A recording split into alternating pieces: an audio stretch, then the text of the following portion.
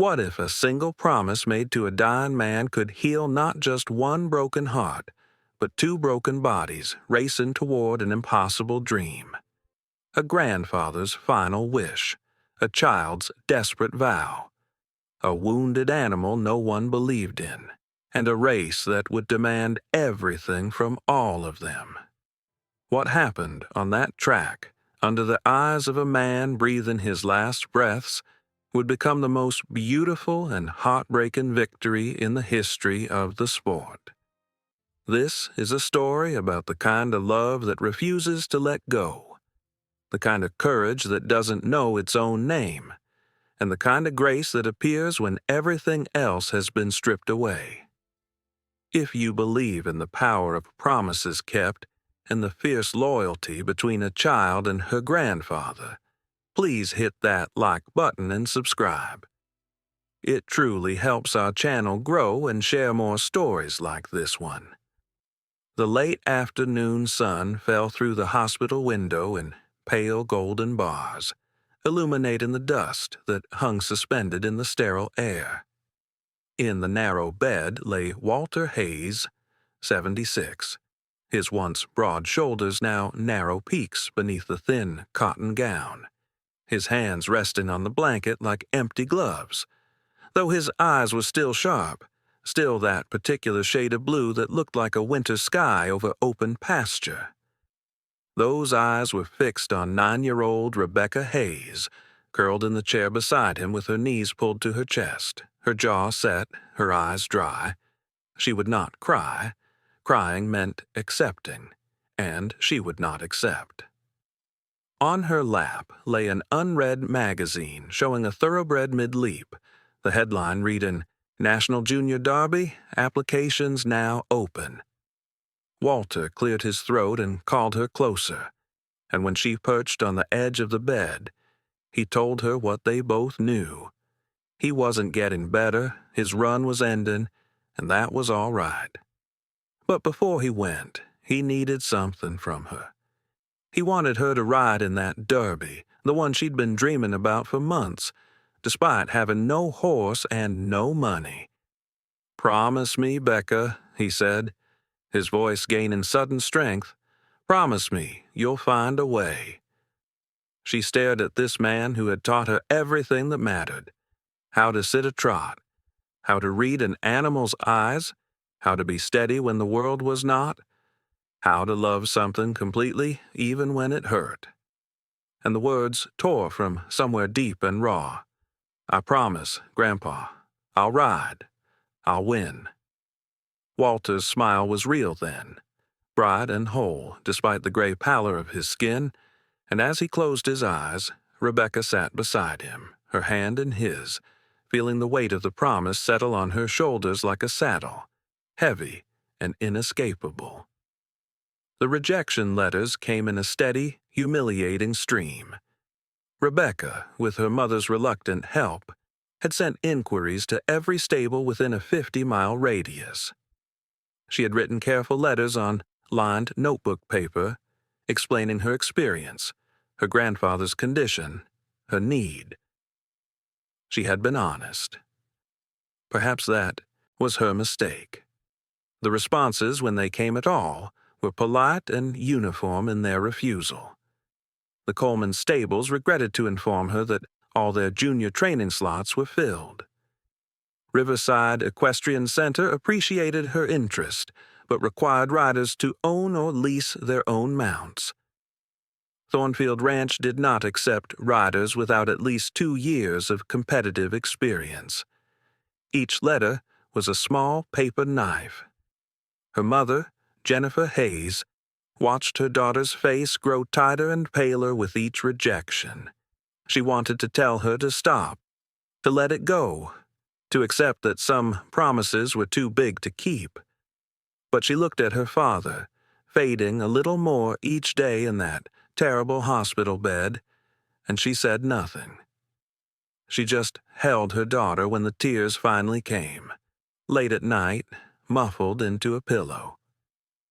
3 weeks after Walter's request, Rebecca sat at the kitchen table. The stack of rejection letters spread before her like evidence of her own inadequacy. Her mother stood at the stove, stirring soup that neither of them would eat, her back rigid with helplessness. "Maybe," Jennifer said carefully, not turning around, "maybe Grandpa would understand if—" "No," Rebecca said, her voice flat. "I promised. Baby, you tried. You tried so hard. But we can't make something happen that—" The knock on the door was sharp and unexpected. Jennifer turned, startled, the spoon dripping onto the linoleum. Rebecca didn't move. She stared at the letters, her vision blurring. Jennifer wiped her hands on a dish towel and went to the door. When she opened it, she found a man standing on the small porch, backlit by the setting sun. He was tall and lean, somewhere in his 60s, with silver hair and a face that was deeply tanned and creased from years in the sun. He wore clean jeans, boots that had seen real work, and a pressed shirt. His truck, parked in the driveway, was expensive and well-maintained. "Can I help you?" Jennifer asked, her voice wary. "I'm looking for Rebecca Hayes," the man said. His voice was quiet, educated, with a particular cadence of someone who spent more time with animals than people. Jennifer's hand tightened on the doorframe. "What's this about?" "My name is Thomas Brennan," he said. "I own Pinewood Ranch, about 20 miles north of here. I received a letter from your daughter about a month ago. I apologize for the delay in responding." Rebecca appeared at her mother's shoulder, her face suddenly alert, her eyes wide. "You got my letter?" Thomas Brennan looked at her, and his expression softened. "I did. And I heard about your grandfather, Walter Hayes. I knew him many years ago. We rode in some of the same circuits when we were young. He was one of the finest horsemen I ever met." Rebecca's breath caught. Her mother's grip on the doorframe loosened slightly. "Come in," Jennifer said, stepping back. "Please." They sat at the kitchen table, the rejection letters hastily swept aside. Thomas Brennan accepted the offer of coffee but didn't drink it. He looked at Rebecca, his gaze steady and assessing in a way that reminded her of her grandfather. "I'm going to be honest with you," he said. "I didn't come here to offer you a spot in my training program. My program is full, and even if it weren't, I typically work with riders who have years of competitive experience behind them." Rebecca's face fell. Another rejection, just delivered in person this time. "But," Thomas continued, "I did come here to offer you something else." He paused, his fingers drumming once on the table, a gesture of consideration. "I have a horse. His name is Delegate. 5 years ago, he was one of the most promising young thoroughbreds in the country. Fast, smart, beautiful. He won his first 3 races by lengths. People were talking about him like he was the next great champion." Rebecca leaned forward, drawn despite herself. "What happened to him?" "He was injured," Thomas said, his voice careful. "Badly. A tendon in his front left leg. It required surgery and months of rehabilitation. He survived, but he was never the same. Too fragile for racing, too unpredictable for showing. I kept him anyway. I couldn't bring myself to put him down or sell him for scraps. He lives in my back pasture now. I visit him sometimes, but mostly he's alone." Jennifer frowned. "Why are you telling us this?" Thomas looked at her, then back at Rebecca. "Because I think your daughter needs a horse, and I think my horse needs a purpose. I'm not promising you anything. Delegate is difficult. He's hurt, physically and in whatever way horses hurt in their minds. He doesn't trust easily. He throws riders, he refuses jumps. He's been written off by everyone who knows him. But he has still got heart, and if someone with enough stubbornness and enough love could reach him, Could show him he still has something to give. Well, then maybe there's a chance. A chance at what? Rebecca whispered. At the Derby, Thomas said. I'll loan him to you. No fee, no contract. You can train him on my property. I'll provide the space and the basic care, but you'll do the work. All of it. And I won't lie to you, child. The odds are not in your favor. Delegate is broken, and the Derby is in 3 months. That's not enough time to heal what's wrong with him. It might not be enough time to even get him to trust you. Rebecca looked at her mother, whose face was pale and uncertain. Then she looked back at Thomas Brennan, and in her eyes was something ancient and immovable. When can I meet him? She asked. Thomas Brennan smiled, a small, sad smile that held both hope and doubt in equal measure. Tomorrow morning, he said, 6 o'clock. Don't be late. Pinewood Ranch sprawled across 300 acres of gently rolling land, the kind of place that whispered of old money and careful stewardship. The main barn was pristine, its white paint gleaming, its stalls fitted with brass nameplates and automatic waterers. Horses stood in perfect turnout, their coats shining, their tack hanging in neat rows that smelled of leather oil and discipline. Rebecca barely saw any of it. Thomas Brennan led her and her mother past the main barn, past the manicured training ring, past the neat rows of fencing, and toward the back of the property where the land grew wilder and the grass grew tall. There, in a separate paddock enclosed by weathered wooden rails, stood a single horse. Delegate was a bay thoroughbred, his coat the color of dark mahogany, his mane and tail black as coal.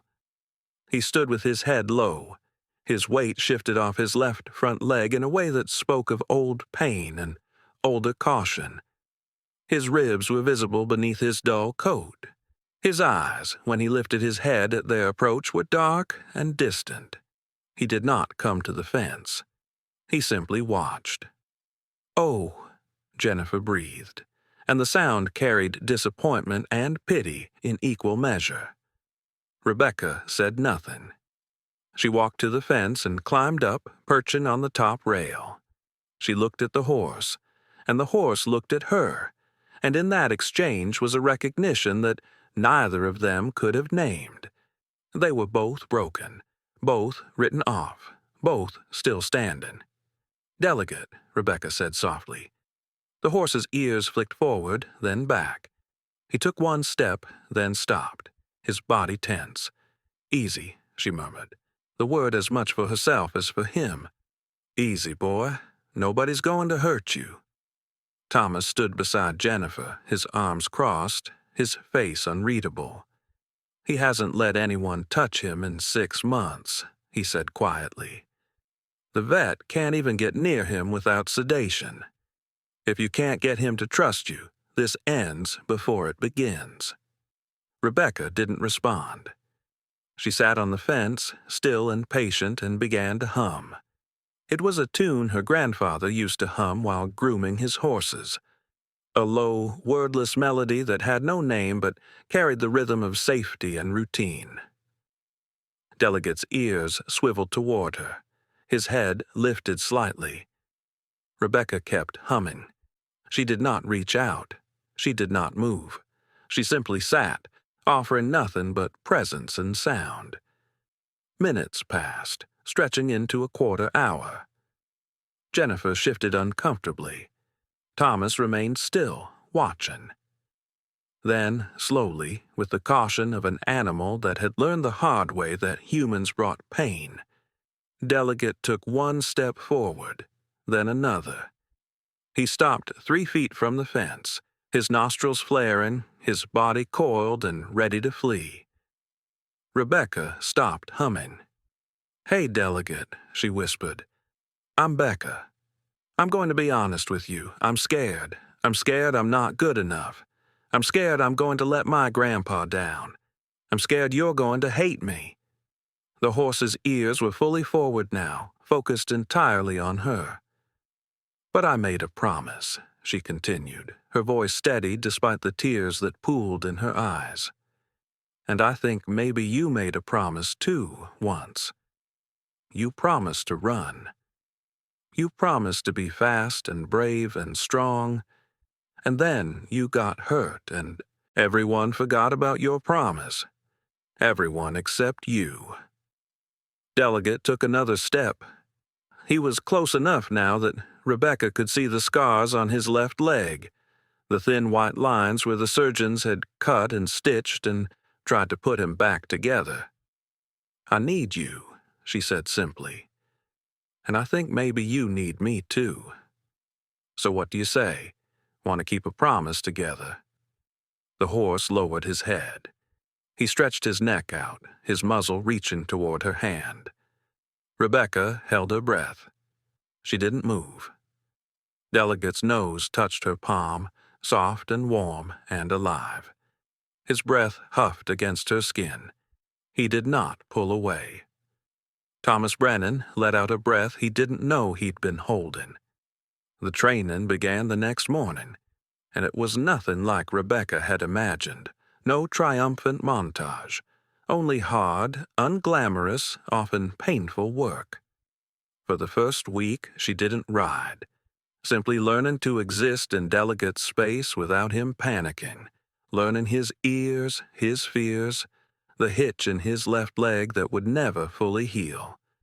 Discovering that trust was not a single moment, but 1,000 small ones stacked carefully like stones building a wall. Her mother drove her to the ranch every morning and back every evening, watching her daughter come home exhausted, smelling of hay and horse sweat, wanting to protect her from inevitable heartbreak, but remembering her father's face when Rebecca made her promise. In the hospital, Walter grew weaker. Weeks, not months, the doctors said, but Rebecca visited every evening, telling him about Delegate, about the carrot, about the halter, about leading him around the paddock, and Walter listened with bright eyes and labored breathing, whispering, "Keep going. Keep your heels down and your heart open." On the 15th day, Rebecca rode Delegate for the first time.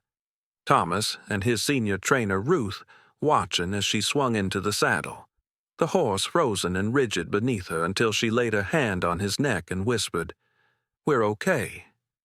And he took one step, then another, making 3 slow circuits of the paddock. The weeks blurred into a rhythm of dawn and dusk, small victories and frustrating setbacks. Delegate learning to canter again despite his marred gait, learning to jump starting with poles on the ground, afraid but patient, slowly saying yes when Rebecca asked. The Derby was 6 weeks away, then 4, then 2, and Rebecca submitted her application with Thomas's signature, was granted a hardship waiver, assigned a number and time slot, though she needed riding attire she didn't own, and had to pass a veterinary check that Delegate might not survive. Walter's condition worsened, moved to hospice care, and Jennifer asked if Rebecca wanted to stop training to spend more time with him, but Rebecca said no with a fierceness that scared them both. "He needs to see me ride. He needs to know I kept my promise." And Jennifer understood this was how Rebecca was saying goodbye, how she was holding on. 1 week before, the Derby, Thomas called Rebecca into his office and told her the organizers had questioned whether Delegate was sound enough to compete safely, and Rebecca gripped the chair arms as the room tilted. But then Thomas smiled, bright and sudden, and said, "They said he's cleared to compete. You're in, Rebecca. You're going to ride in the National Junior Derby." The morning of the Derby dawned cold and clear, the sky a pale, fragile blue that seemed too delicate to hold the weight of the day. Rebecca stood in the barn at Pinewood Ranch, her hands shaking as she braided Delegate's mane. The horse stood quietly, his dark eyes calm, his body relaxed in a way that would have seemed impossible 3 months ago. Thomas had driven to the hospital at dawn to pick up Walter. The doctors had protested, citing risk and liability and a dozen other concerns. But Jennifer had signed the forms with a hand that shook but did not waver. Walter Hayes was going to see his granddaughter ride. They loaded Delegate into the trailer with a care that bordered on reverence. The horse, who had once fought and screamed at the sight of a trailer, walked in calmly, his trust in Rebecca complete. The drive to the fairgrounds where the derby was held took 2 hours. Rebecca sat in the truck beside her mother, unable to speak, unable to eat the granola bar Jennifer pressed into her hand. Her riding clothes, purchased second-hand and carefully altered, felt strange and formal. Her boots, borrowed from Ruth, were too stiff. Her helmet, also borrowed, smelled of someone else's sweat and hope. The fairgrounds were chaos. Trucks and trailers filled the parking area, their sides emblazoned with the names of prestigious stables and wealthy sponsors.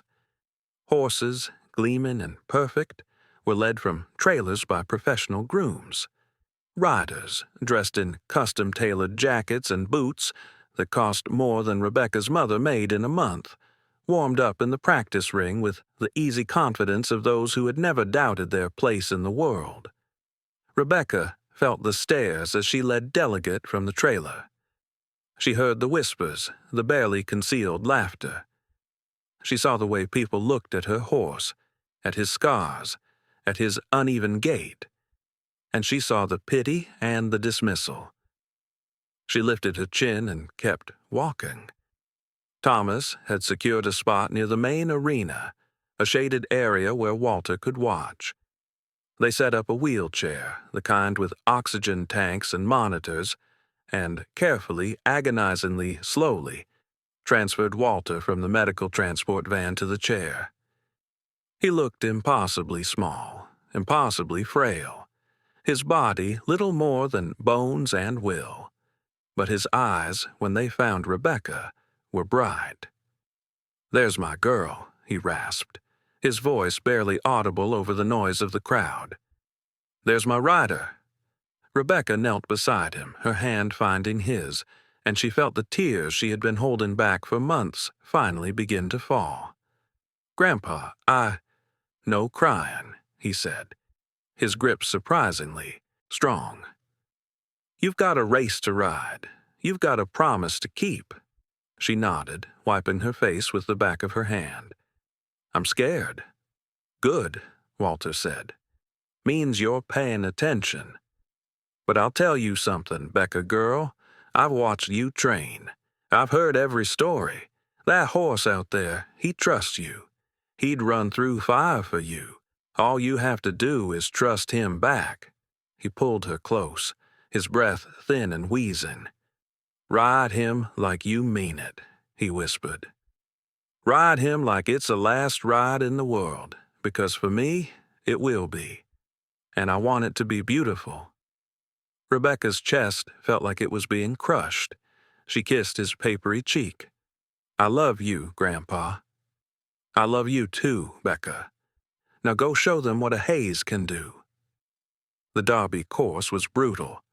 12 jumps ranging from 3 to 4.5 feet, designed to test speed, precision, and courage, where a single rail meant 4 faults, a refusal meant elimination, and a fall meant disqualification.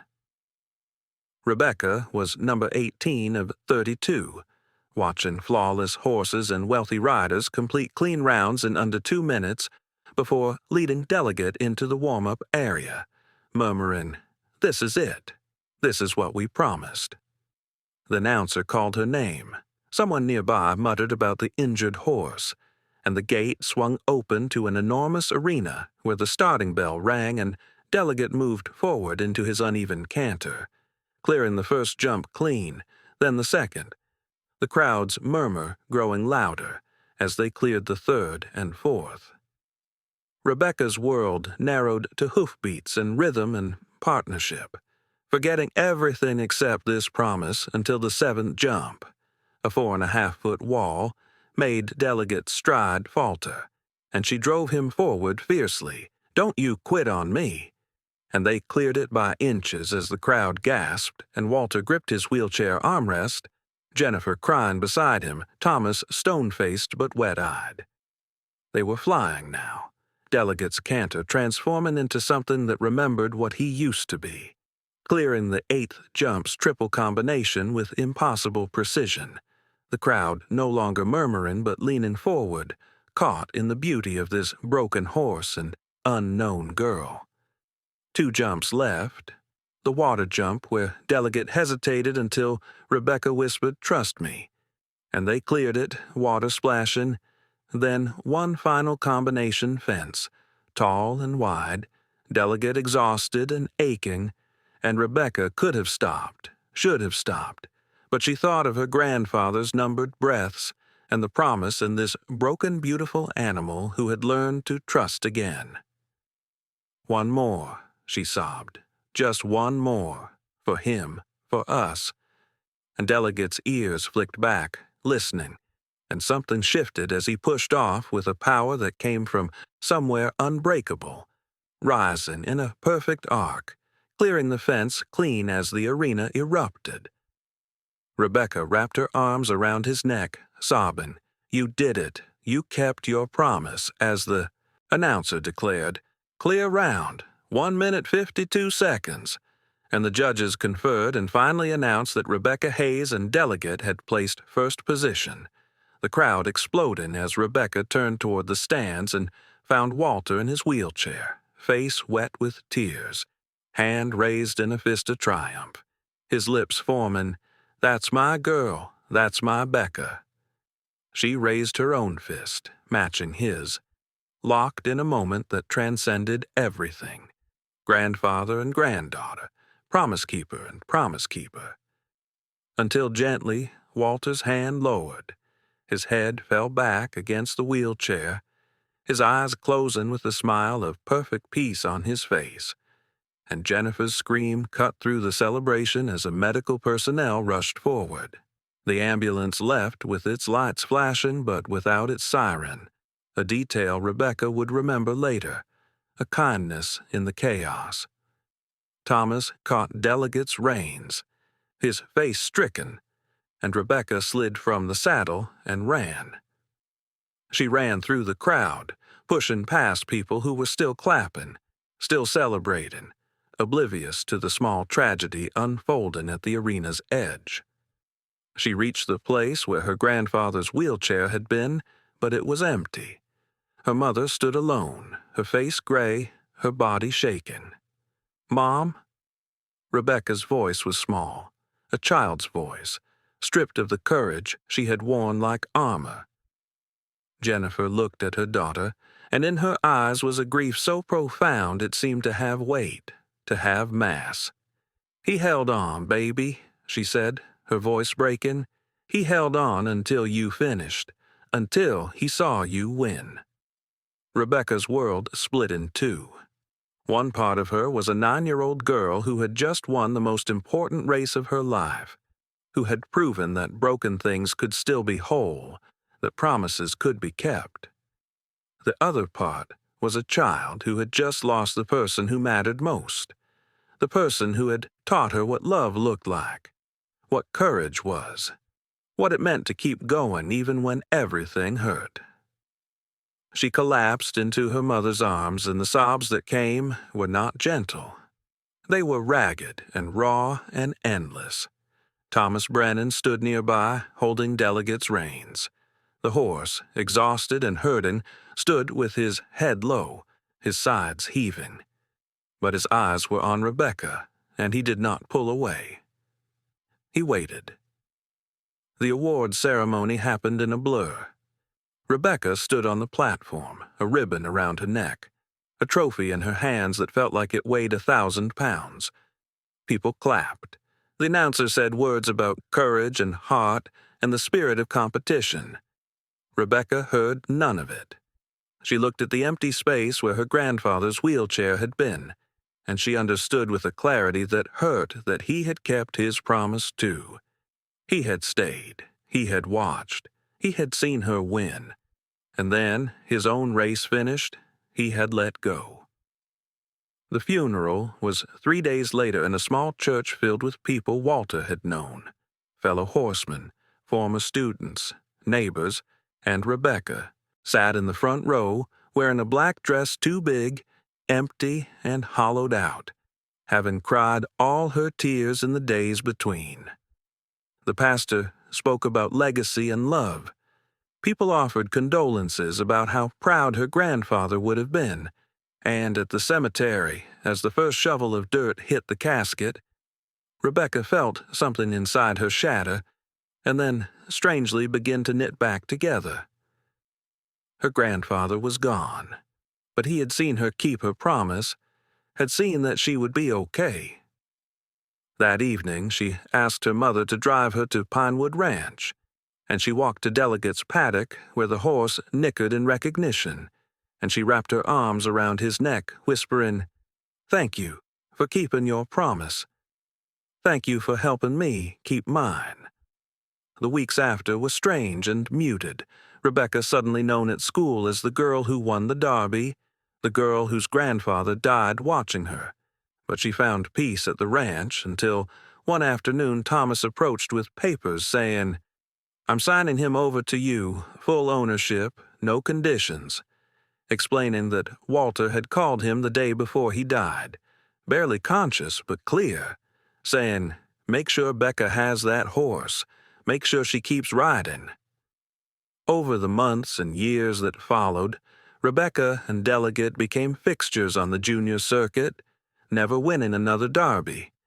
Too many setbacks, too many days when Delegate's leg hurt or Rebecca's grief rose up. But they kept showing up, kept trying, and people began to tell their story of the girl and the broken horse who had won when it mattered most.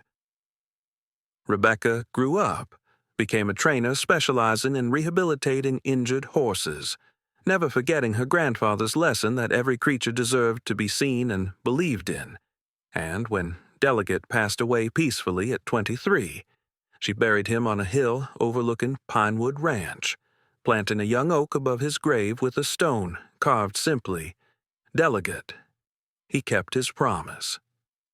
On quiet evenings, Rebecca would visit that hill, sitting beneath the growing tree, remembering the race and the jumps in her grandfather's face, the pride in his eyes, the way he had held on just long enough.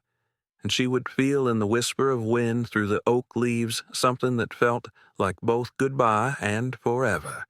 Because some victories aren't measured in ribbons or trophies, but in the moment when someone who loves you sees you become everything they believed you could be. And that is the most beautiful win of all.